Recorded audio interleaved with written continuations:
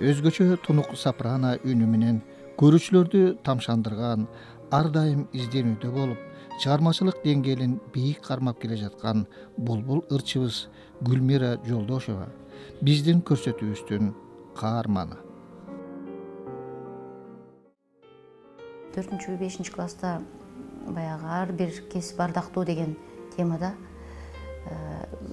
жазганбыз да. Жазып ошол жерде ким кайсы кесипти кийин чоңойгондо ээ болот дегенде. Ошондо жазган экенмин мен чоңойгондо Дарика Жалгасымовадай ырчы болгум келет деп.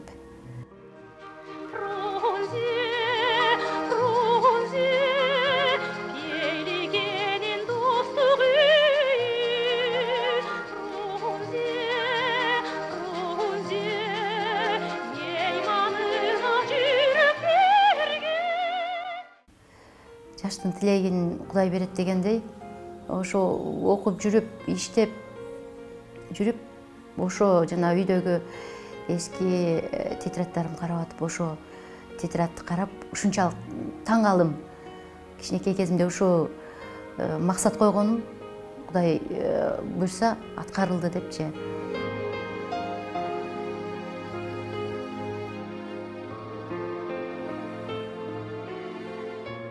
Кичинекей кезибизден эле баарыбыз аябай тамекиде иштеп, анан талаага тамекиге баратканда сөзсүз түрдө чоң машинада алып барчу. Баарыбызды чогултуп алып, ырды баштасаңар айдайм деп шопурчу шофер байкечи ошентип айтчу да. Анан машина дүр деп жүргөндө эле эски ырлардан ушундай долон деп ырдагандырлар, тоолор деп ырдаган ырлар эсимде да апамдардын. Ошол бир кандайдыр бир таасир берген болуш керек да. Машинада барат ырдаганда ушунчалык бир коозу угулат, ар бир үндүн тембри. Эми ал убакта түшүнбөсөм керек, бирок ушунчалык кооз болчу да мага аябай.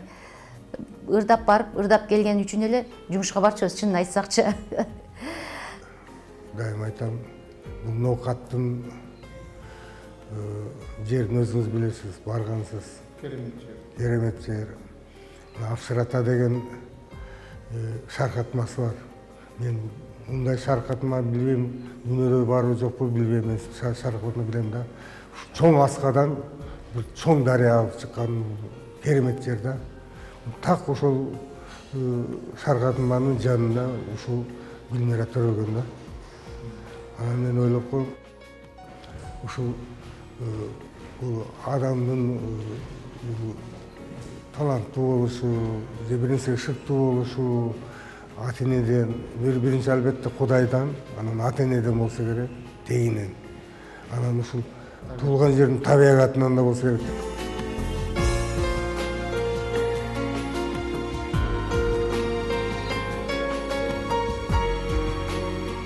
Ушундай жерден дагы бир кандайдыр бир таасир берет деп ойлойм да. Берген болуш керек. Себеби абасы таза, суусу таза, эли анан бешбетер бири-бирине ынтымакташ, эмгекчил.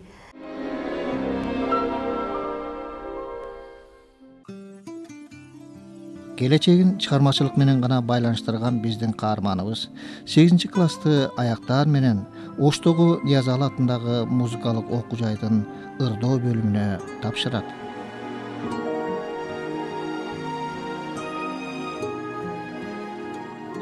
Окууну бүтүп жатып, ал ошол убакта элге кеңири белгилүү болуп жаткан Кыз Бурак эстрадалык ансамблинде чыгармачылыгын уланта баштайт.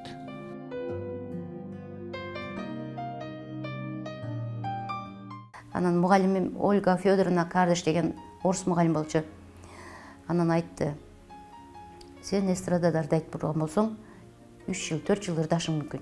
Анан турмушка чыгасың, анан карьераң бүтөт ушу менен" депчи.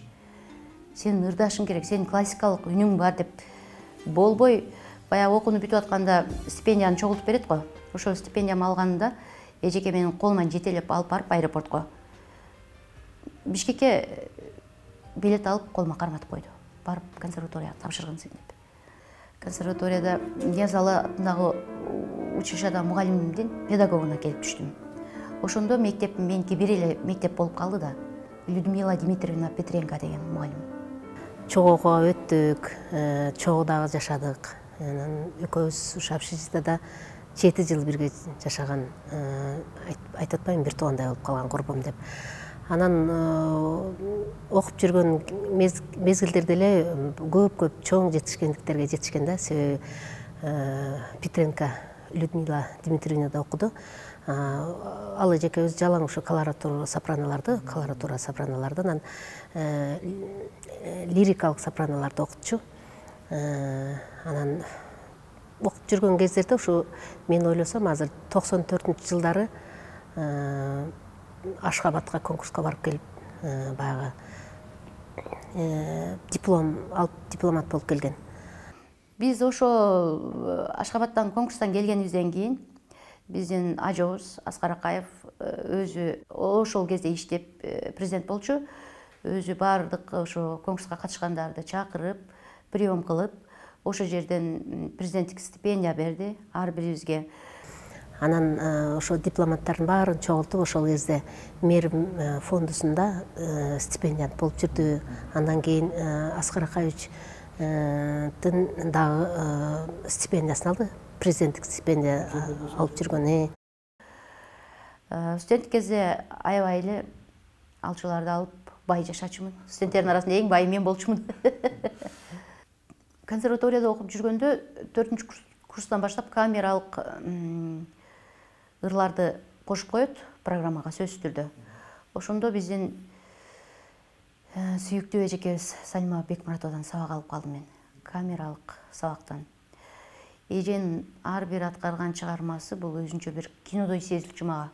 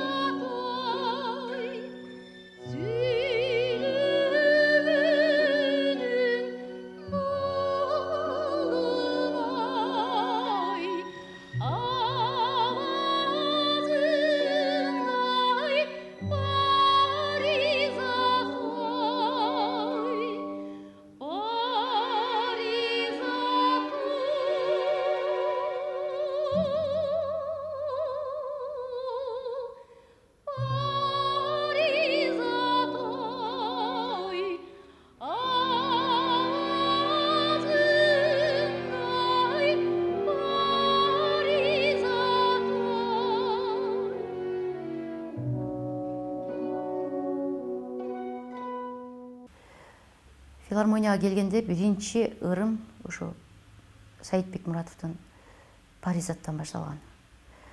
Ошондо эженин ырдаган, Салима Бекмуратованын ырдаган угуп, көрүп, анан оркестр менен маэстро айтты, ушул ырды ырда сен деп. Үнүмө да жакшы партия болду, үнүмө как раз эженин үнүндөй сопраналарга ырдаганга жакшы чыгармада болчу. Жеңил көрүнгөнү менен классикада бул өзүнчө ушунчалык чоң.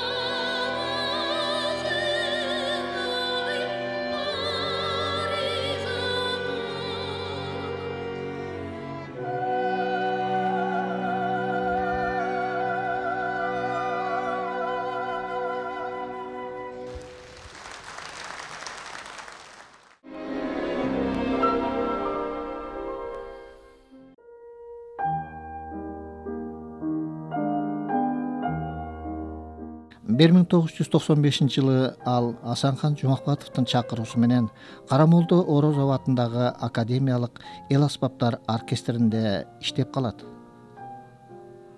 Правительственный концерттер филармонияда аябай көп болчу. Сөзсүз түрдө чоң майрамдар классикалык чыгармалар менен башталчу. Улуу маэстро Жумакбатовдун оркестри менен башталчу. Ошондо кандайдыр бир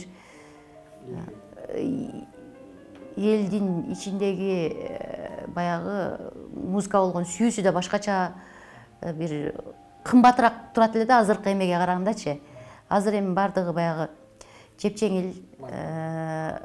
жепчеңилдей, анан кызыксыздай болуп бараткан сыйт да.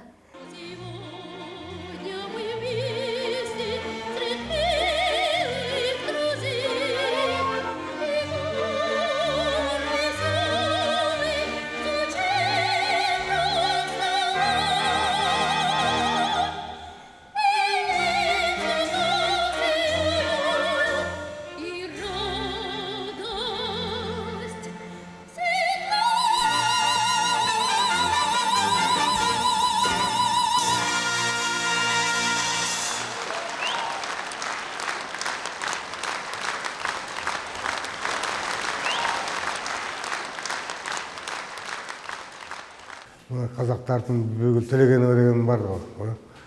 Бізде Урманбетова деген қызымыз бар. Мынау ушундайлар өтө сейрек кездесүүндө. Жана Хамидинин, қазақ композитор Хамидинин Бұлбұлын ырдап жүрөт. Ошонун айтам да, сен бұлбулсуң депчи. Мындай ырды ар ким ырдай бербейт. Анын үчүн табиятынан ошондой үн болуш керек. Биздин кыргыз элибиздин эл артисткасы Эсен Нурманбетова болчу. Ошо канакта Кыргыздын булбулу деп. Эми азыр ошол эжекелердин жолун басып келген. Гүлмира дагы ошол деңгээлге татыктуу. Элибиздин булбулу. Бизде сопрано деп коебуз. Жогорку диапазондо сопрано дейбиз. Мындан бизде экөө үчөөлө ашып ушундай ырчы бар да бизде. Абдан редкий эме үн болот, жогорку диапазондо сопрано. Биздин улуу ырчыларыбызды аткаруучулардын сөзсүз түрдө ырларын угам. Гүлчехра Валиевна эжебиз эми актерлук жактан да бийик деңгээлде аткарган. Үнүнүн тунуктугу булактай болуп шыңгырап турганы, кыргызча ырларды так аткарганы биз үчүн чоң байлык болуп калды да.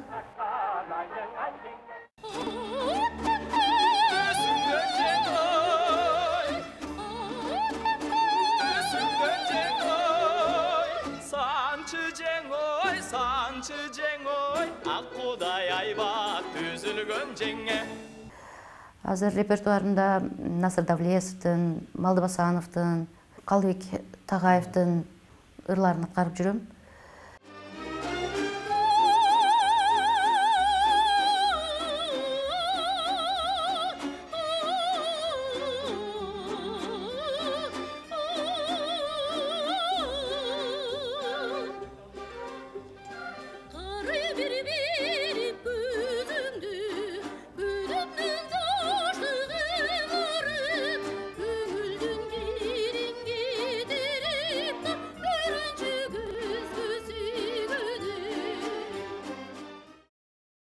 Кайсы автордун, кайсы композитордун канча жылдыгы болот, сөзсүз түрдө ошолордун чыгармаларынан ырдап концертине катышканга аракет кылып ырдап жүрөм.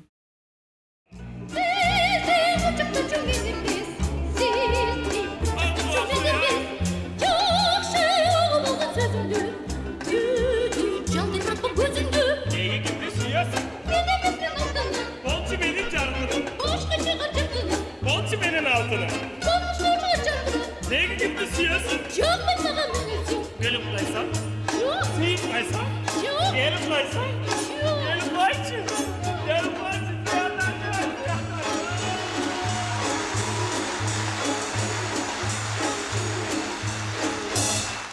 Кыргыздын 10 композиторлордун ырларын, лирика ырларын жайылтууда дагы Гүлмиранын эмгеги абдан зор.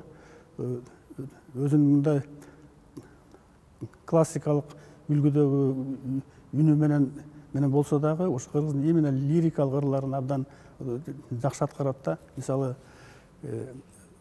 Сталбек Бактыуловдун, Сардарбек Жумалиевдин ырларын абдан жогорку чеберчиликти аткарып келатат.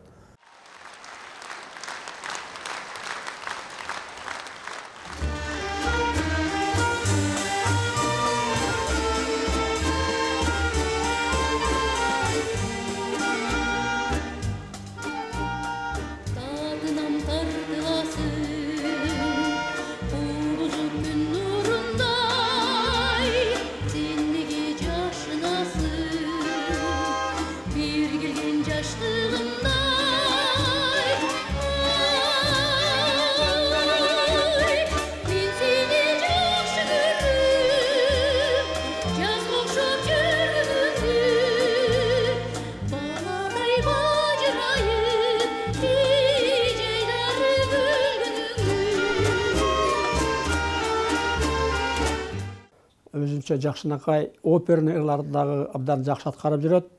Ошондуктан айткым келет, бул кишинин таланты өтө бийик, андан кийин өтө кенен, элдик ырларды эле эмес, эстрадный эмес, азыр классическияларды дагы жакшынакай операда ырдап жүрөт. Ошон үчүн мен бул кишинин талантына таазим этемин.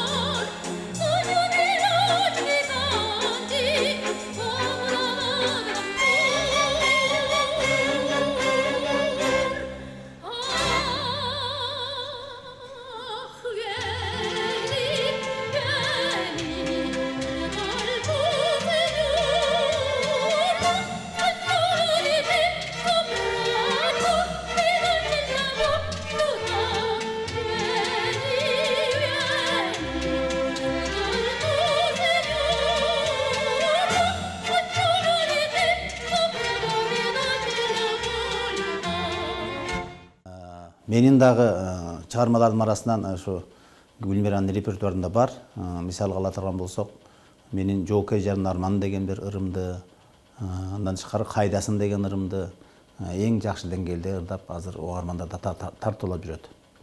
Мындан тышкары экөөбүз дагы дуэт ырдап жүрөбүз. Менин Кайдасын картайбаган махабатым деген о чыгармачылыгымдын алгачкы жылдарында жазылган бир обонумду экөөбүз иштеп чыгып, жакшынакай кылып дуэт кылып ырдап жүрөбүз. Угармандар аябай жакшы кабыл алып жүрүшөт. Уч мезгил мейли турмуш чаракпагы, улгайбайм жаштык шары тараптамы. Андагы бирге жүргөн күндөрүмдү азырда кайрап келип барактагы. Кайдасың жаштык сүйүп ой тилегим, кай жакта жан бериктин таттуу келиң.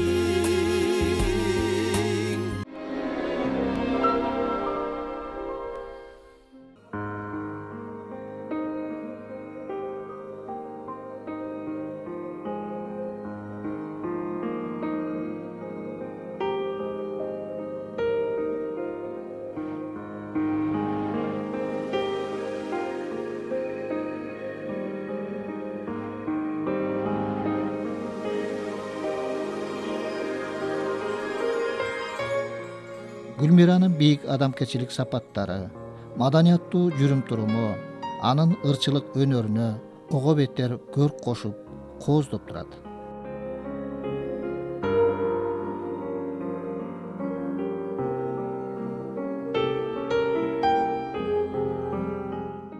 Мен суббота воскресенье иштеп калам да. Анан келип ушул жерге анан распевка кылып кетет.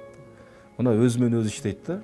Азыркы учурда биздин солисттерибиз, керек болсо актерлор деле, чыгармачы инсандар деле бизден мисалы самостоятельно работа болчу эмес беле. Өз алдында иштөө деген. Азыр өз алдында иштебей калдык. Мына ушул жагынан мына Гүлмиранын мына өзүн баягы формадан жоготпой, ошо үнүн сактап, ошо өзүнүн баягы формасында болуп келем деп, дайым ушундай өз алдынча эмгектенет да, абдан эмгекчил. Бул Гүлмира өзү окуп кайда окуганын мен билбеймин, бирок өтө чоң школда өткөндөй сезилет. Өзүнүн жүргөн жүрүшү ошо сценада, эстрадада, театрда отурган же болбосо өзүнүн алып барган жагынан өтө жагымдуу, андан кийин өтө илимдүү. Бир да көргөн жок мындай орой сүйлөгөнүн, мындай кишиге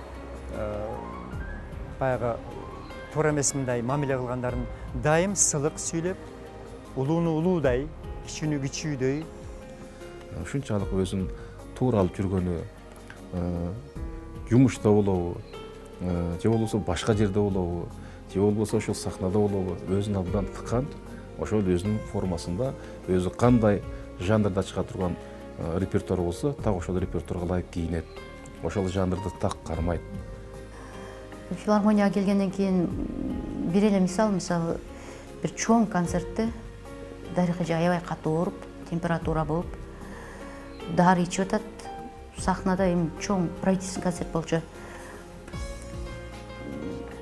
Кыйналып аткан эже Дарикка жалгасын да сахнада деп айтканда эле өзгөрүп, эчтек жери оорубагандай түп-түз болуп чыгып, күлүп жайнап, эл менен баарлашып, ырдап, кайра киргенине чейин карап, ырчы деген кандай солдаттай болуш керек экен, жоокердей болуш керек экен деп ушундай сезим калганда мендечи.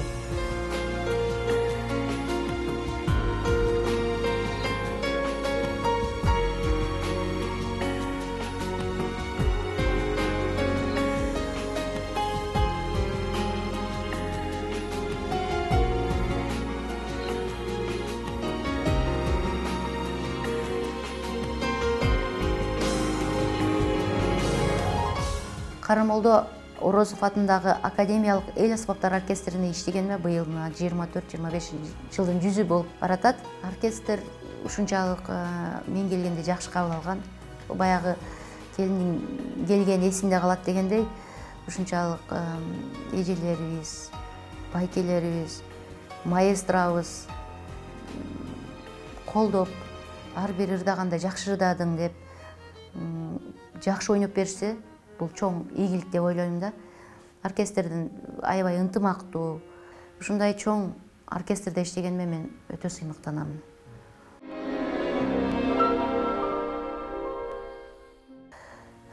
Өзүм бир туугандарым, апам, менин угуучум сөзсүз түрдө ар бир чыгармамды кыргыз радиосунан угуп, башка сыналгыдан көрүп турган атам болчу. Атам көз өткөнгө дагы быйыл 9 жыл болуп калды.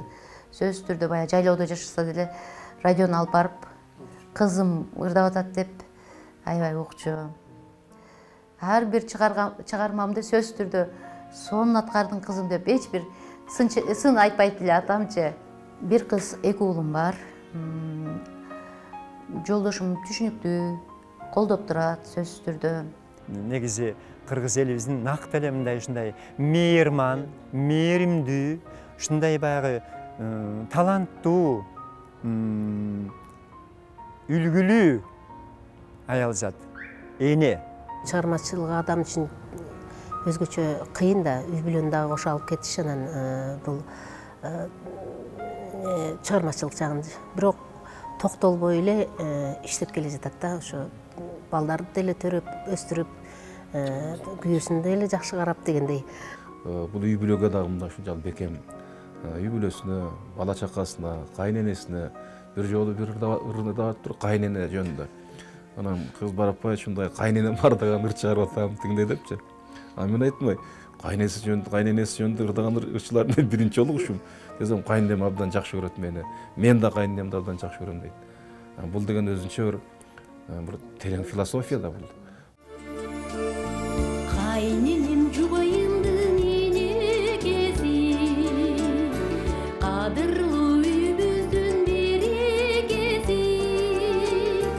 Картайып араң басып жүрсө дагы, кармашып колдон чыкпайт небереси.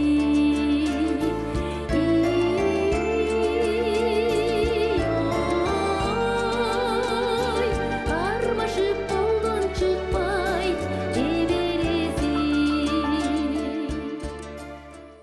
Гүлмиранын биздин кыргыз вокалдык искусствосуна кошкон салымы кыйла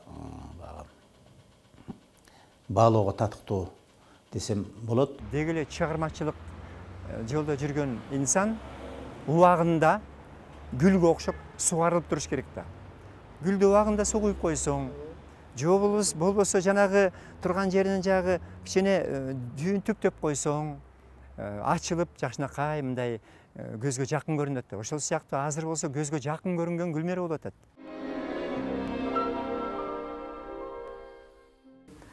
Өзүмдүн кичимекеним ушунчалык мага чоң бир энергия берет. Ноокатка барганда, айрыкча Апшыратага барганда дейт, анын тоолордо чыкканда арчаларын көргөндө дейт, ушул айрыкча ушул жазында кызгалдактар, ар түркүн гүлдөр чыгып турганда барганда дейт, ушу ырдагым эле келе берет деп атпайбы. Ушул мен дагы ушул ноокаттыкмын, өзүңүз билесиз. Төөлөс айылынан болом.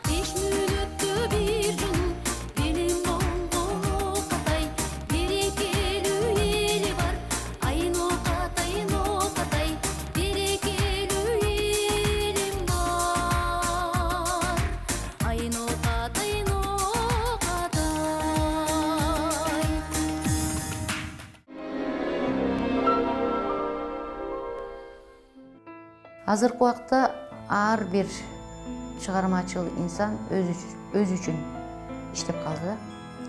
Өзү каражаттап, өзү ыр жаздырып дегендей элди баягы таң калтыруу өтө кыйын болуп калды.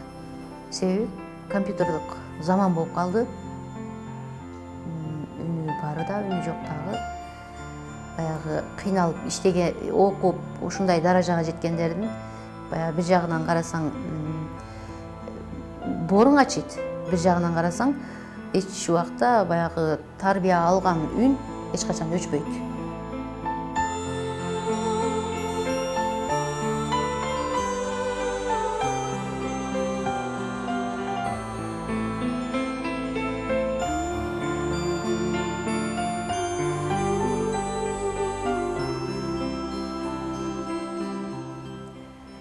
Буюрса иштегениме 24 жылдын жүзү болуп атат. Ушундай чоң инсандар менен иштешип калганыма Кудайга шүгүр дейм. Элдин берген сыйлыгы, элдин берген баасы өтө бийик деп ойлойм мен сөзсүз түрдө.